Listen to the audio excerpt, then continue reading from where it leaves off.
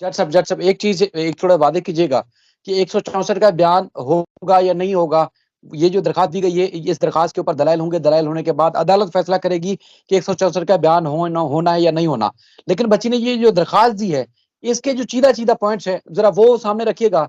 इस अगर 164 का बयान मिसाल के तौर पर नहीं भी होता, तो अदालत के सामने जब ये दरखास्त होगी, जब ट्रायल चल रहा होगा, तो अदालत का माइंड तो क्लियर होगा ना कि किस मुलजिम का क्या रोल है और किस हद तक रोल है। क्योंकि पुलिस ने तफ्तीश तो सही मानों में की नहीं है, ना किसी से का रिमांड लिया, ना तहकीकात की। जो एविडेंस मेहदी कादमी या जिब्रान नासिर चीजें सामने लाते रहे, या मेडिकल रिपोर्ट और इस तरह की चीजें सीडीआर के बाद जो इनको मुलजिम नामजद किया गया है, असल हकैक तो पुलिस ने जांचने की कोशिश नहीं की, उनसे तहकीकात और तफ्तीश ही नहीं की। तो इस दरखास्त का क्या फायदा होगा? देखें शायद भाई, एक चीज जहन में रखें कि जब भी आप अदालती फोरम पर कोई चीज ले आते हैं ना, तो वो आगे उसकी आउटकम क्या निकलती है, वो जो रिकॉर्ड का हिस्सा बनता है ना, वो रिकॉर्ड हमेशा आपके पल्ले बन जाता है। इसकी मिसाल मैं आपको ऐसे दूंगा कि जहीर ने पंजाब की लाहौर हाईकोर्ट में उसके 2 बेंचेस को चीट किया था। वो उसकी जब पहली प्री रेस्ट बेल खारिज हुई थी, तो आपको याद होगा कि वो उसके ऑर्डर का हिस्सा बनी थी, क्योंकि हमने सिर्फ डॉक्यूमेंट्स जमा करवाए थे। हालांकि लाहौर हाईकोर्ट के अंदर जो हमने दरखास्त दी थी, उसमें हम कामयाब नहीं हुए थे कि हम उससे वहां से एक्शन करवाएं। वहां से एक्शन नहीं हुआ था, लेकिन उसका रिएक्शन मिला था प्री रेस्ट बेल जब इसकी खारिज हुई थी। ये और इसका भाई जो है वो अदालत से ही गिरफ्तार हुए थे और 14-15 दिन के लिए जेल गए थे।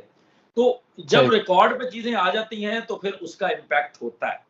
कानून के अंदर हमेशा ये आपके पास एक रेमेडी होती है कि जब आपके रिकॉर्ड पे कोई चीज है तो आप उसको यूज कर सकें। अच्छा, पहले आए थे कि क्यों नहीं ये ऐसी एप्लीकेशन मंजूर होगी।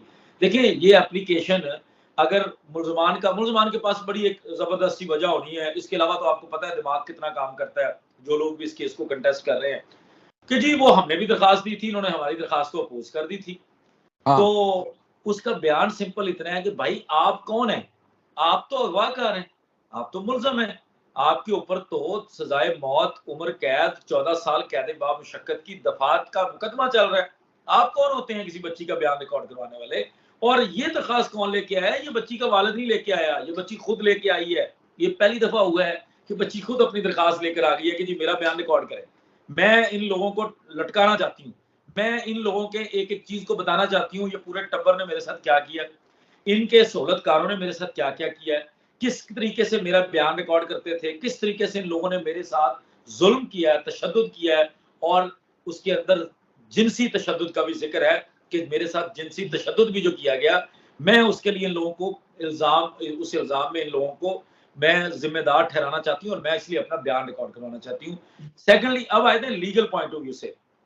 लेकिन कानून के अंदर ये गुंजाइश मौजूद है, लाहौर हाईकोर्ट की जजमेंट्स का भी हवाला दिया गया है, उसके अलावा बड़ा क्लियर है कानून। अगर ऐसी चीजों के जहां दोबारा कुछ ऐसी चीजें आ रही हैं, नए फैक्ट्स हैं और वो खुद आ रहा है विक्टिम जो है, स्टार विटनेस जो है, तो आप उसको रोक नहीं सकते, आपको उसका बयान रिकॉर्ड करना है। और बड़ी दिलचस्प चीज ये है कि बयान तो उसका आ गया है, आप इस दरखास्त को अलाउ करें या डिसअलाउ करें, बयान तो बच्ची का आ गया है। सेकेंडली, वो जो फैमिली कोर्ट के अंदर बच्ची ने इतना बड़ा जो एक पूरी चार्जशीट दी है, रोल डिफाइन किया है, किसने किस वक्त क्या किया, कैसे किया, कौन कौन शामिल था, किसका कितना रोल है, वो सारी चीजें रिकॉर्ड का हिस्सा है। एफिडेविट है ऑन ओथ बच्ची का। तो वो ये चीज तो जहन से निकाल दें कि इसका ये होगी या नहीं होगी, तो बयान भी इंशाल्लाह ताला होगा। अब इसका इम्पैक्ट क्या पड़ेगा? देखें, सारा केस बदल जाएगा। मुल्ज़मान की जमानतें कैंसिल हो सकती हैं अगर उनको कैंसिलेशन में जाया जाए। नूर मुनीर की जमानत के ऊपर इसका असर पड़ेगा कि जब उसका रोल पढ़ के सुनाया जाएगा। और हमेशा मुकदमात के अंदर, चाहे वो दीवानी हो चाहे वो फौजदारी हो, जब भी नई डेवलपमेंट्स आती हैं तो उनको कंसिडर किया जाता है। माजूम, आप कहते हैं कि जी मेरे केस में फलां टाइम पे ये डेवलपमेंट नहीं थी, फलां टाइम पे ये नई अपडेट नहीं आई थी, फलां टाइम पे फोरेंसिक रिपोर्ट नहीं आई थी, फलां टाइम पे फलां जगह की रिपोर्ट नहीं आई थी। तो फौरी तौर पर जब वो रिपोर्ट आ जाती है तो आप उसका फायदा उठा सकते हैं और ये कानून इजाजत देता है। तो अब बच्ची ने, और पूरा मैं आपको बड़ी मजे की बात बताऊं, बच्ची ने एक्सप्लेन किया है कि क्यों मैं इतनी देर के बाद ये 164 का बयान रिकॉर्ड करवाना चाहती हूँ। ये मेरा जो पिछला टाइम है जो अगर ये लोग बात करें या इनके तर्जुमान बात करें कि डिले आ गया, तो डिले को एक्सप्लेन किया बड़ा जबरदस्त खूबसूरती से। 9 महीने से ज्यादा लगे हैं उसको, बच्ची को घर जाने में। उससे कबल आपके इल्म में होगा कि जो माहिर नफ्सियात हैं, उनको भेजा गया था बच्ची का मुआयना करने के लिए सिंध हाई कोर्ट की तरफ से, और उनके मुआयने की रिपोर्ट के अंदर लिखा हुआ है कि बच्ची ट्रॉमे के अंदर है, बच्ची ज़हनी दबाव का शिकार है, बच्ची ज़हनी तौर पर स्टेबल नहीं है। जब बच्ची माँ बाप के पास गई 6 जनवरी को, उसके बाद बच्ची को एक रिकवरी का टाइम चाहिए था। आज तक बच्ची को जिन लोगों के सामने पेश किया जाता था, जिन लोगों के सामने जाकर बिठा दिया जाता था, ये कह के कि ये कोई साफ़ी है, ये कोई यूट्यूबर है, बच्ची को थोड़ी ना पता है 13-14 साल की बच्ची को कि वो इन मुल्ज़मान का ही मुलाज़िम है कि कौन है। क्योंकि ऐसा तो कभी नहीं हुआ कि बच्ची को प्रेस क्लब ले जाया गया हो और कहा गया हो कि आप ओपन प्रेस कॉन्फ्रेंस करें और वहां पे अरशद अली जैसा भी सहाफ़ी हो, शाकिर रवान जैसा भी हो, शाहिद हुसैन जैसा भी हो और सारे लोग क्वेश्चन करें, तो ऐसा नहीं था। एक मखसूस मैं समझता हूँ फैसिलिटेटर ढूंढे गए, उस फैसिलिटेटर को ये टास्क दिया गया, उसने आगे अपनी टीम बनाई और उन लोगों ने ये नैरेटिव बिल्डअप किया कि बच्ची ने जो किया है अपनी मर्जी से किया है, और तमाम इल्जामात बच्ची की तरफ लगाए गए कि बच्ची अपने इल्जामात अपने ऊपर ही लगाए जा रही थी और बच्ची को नहीं पता था कि वो क्या कर रही है। लेकिन अब जाके बच्ची ने ये एक्सप्लेन किया है कि मैं वो कोई पागल नहीं थी कि मैं ऐसे कर रही थी, मेरे ऊपर दबाव था, मुझे इन्फ्लुएंस किया जाता था, मुझे जहां ले जाया जाता था पूरा रास्ता मुझे धमकियां दी जाती थी, मुझे मारा पीटा जाता था, तशद्दुद किया जाता था।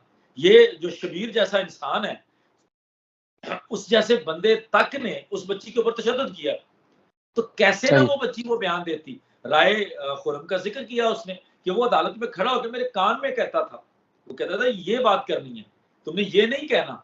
तो ये सारी चीजों को जुटलाने के लिए और अपना असल बयान रिकॉर्ड करवाने के लिए अब बच्ची अदालत आ गई है, और मुझे बहुत ज्यादा उम्मीद है कि इंशाल्लाह ताला 1-2 तारीखों में ही इसका फैसला होगा और बच्ची का बयान रिकॉर्ड किया जाएगा। लेकिन आप बच्ची का बयान शेक करवा सकते हैं, मुल्ज़मान के पास राइट है कि वो बच्ची को क्रॉस एग्जामिन कर लें, किसी भी आगे क्रॉस एग्जामिन कर लें। जब बच्ची का 164 का बयान होता है तो आपको क्रॉस एग्जामिन करने की प्रॉपर ऑप्शन दी जाती है, आप क्रॉस एग्जामिन करें, बच्ची को गलत साबित कर दें, आपके पास राइट है पूरा।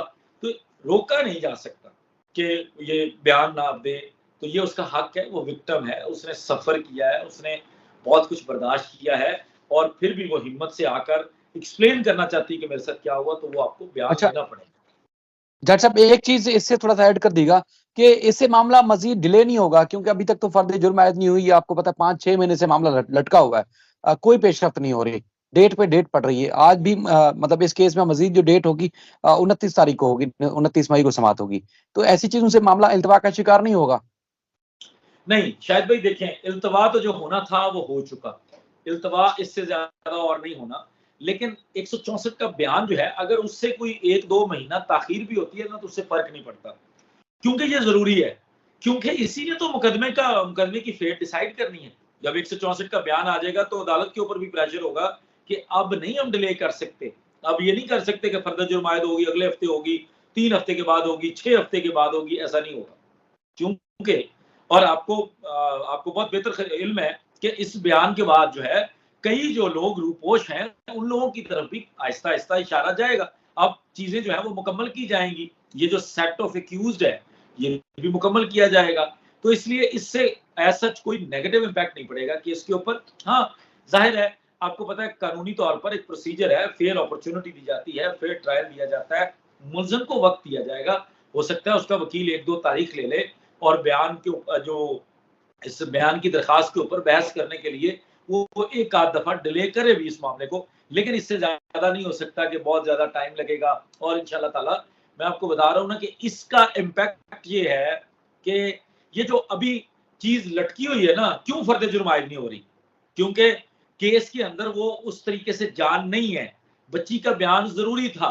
अब दो जगह पे बयान है ऑन ओथ बच्ची का, और दोनों जगह पर जो बयान है उससे ये मुल्ज़मान फर्द जुर्म से भी नहीं भाग सकते और उसके बाद ट्रायल से भी नहीं भाग सकते, और इसके अलावा जमानतें खारिज होने की तरफ भी चीज जा सकती है। तो इसके डिले का कोई इशू नहीं है, एक आध तारीख हो सकती है इसकी वजह से, अदरवाइज ये मामला प्रोसीड होना ही होना है। और इन मुल्ज़मान के लिए ये 164 जो है ना, ये सही फांसी का फंदा बनने जा रहा है।